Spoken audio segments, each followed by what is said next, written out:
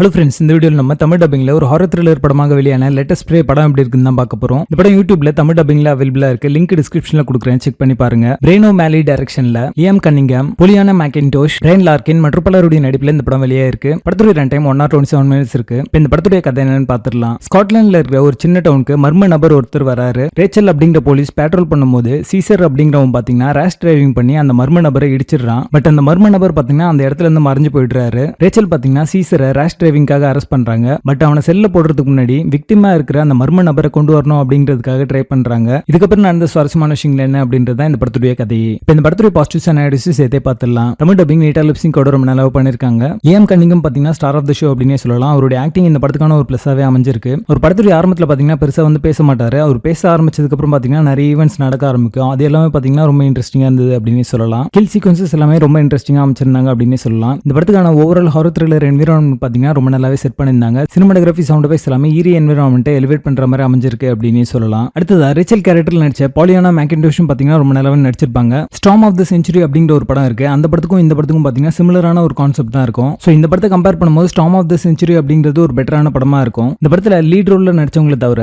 மத்தவங்க எல்லாருமே பாத்தீங்கன்னா ஒரு அமெச்சரான ஒரு ஆக்டிங் தான் கொடுத்திருப்பாங்க. அது இந்த படத்துக்கான மைனஸாவே அமைஞ்சிருக்கு. இந்த படத்துக்கான back story, atmosphere, original score எல்லாமே பாத்தீங்கன்னா ரொம்ப நல்லாவே கொடுத்திருப்பாங்க. இருந்தாலுமே இந்த அமெச்சர் ஆக்டிங்கால நிறைய சீக்வன்சஸ் பாத்தீங்கன்னா ரொம்ப டிராகிங்கா இருக்கு அப்படின்றது தான் உண்மை. சோ இந்த பேட் ஆக்டிங் இக்னோர் பண்ணிட்டு இந்த படத்தை பாத்தீங்க அப்படின்னா கண்டிப்பா இந்த படத்தை ஒரு முறை பார்க்கலாம். படத்துடைய பேசிங் ஆவரேஜா இருக்கும். மொத்தத்தில் இது ஒரு one time watchable horror thriller படமாக வந்திருக்கு. படத்துல அடல்ட் கண்டென்ட் இருக்கு. இந்த படத்தை நீங்க ஃபேமிலியோட பார்க்காதீங்க. லேட்டஸ்ட் ப்ரே படத்துக்கு எங்களோட ரேட்டிங் 4.5 out of 10.